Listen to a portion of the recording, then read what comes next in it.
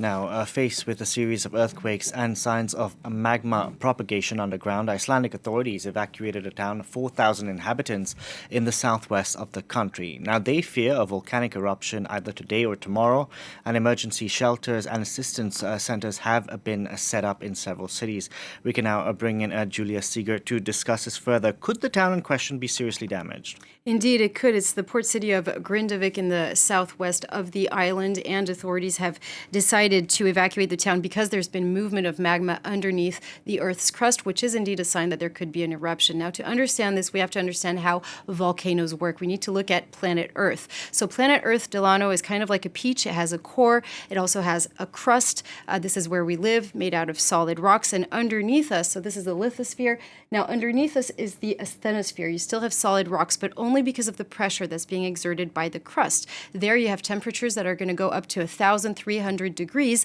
It's going to stay solid, but in some cases, that rock is going to melt. And it's going to melt specifically where tectonic plates meet. So you know that the Earth is made out of tectonic plates. It's kind of like a puzzle. And everywhere the tectonic plates meet or overlap or even separate, there the rocks are going to melt, become magma. The magma then is going to try to resurface where the pressure is lighter, to resurface towards the Earth.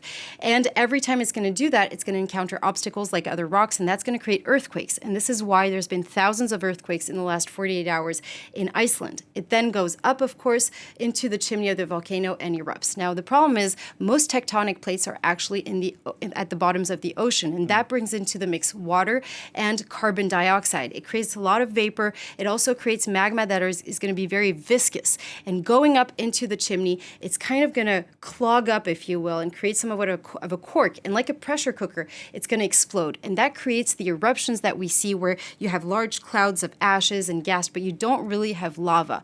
On the other hand, on Earth, if you have tectonic plates that are separating, there it's going to create magma that is a little bit less viscous, and this is where you see the eruptions where really the lava is flowing down. Now, in Iceland, both scenarios are actually possible because you have 30 volcano systems that are active, and you have also a 15-kilometer long crack that appeared next and in around Grindavik. So anywhere along that crack, there could be an eruption, but there could also be an eruption at the bottom of the ocean. And we are talking about an event that's unprecedented. They say it's unprecedented, and it can seem odd because we are talking about Iceland, which we also call the land of ice and fire. We're used to seeing eruptions there. What is different this time around is the speed of the process and the rate of magma influx. The reason why is in the last 3 years, there's been 3 earthquakes that have significantly cracked the Earth's crust. And once again, the magma can resurface much faster. Now, what's interesting is that experts consider that we could be witnessing a brand new cycle of increased activity in the next decades, but also centuries. Thank you very much for that, Julia. Julia Seeger there.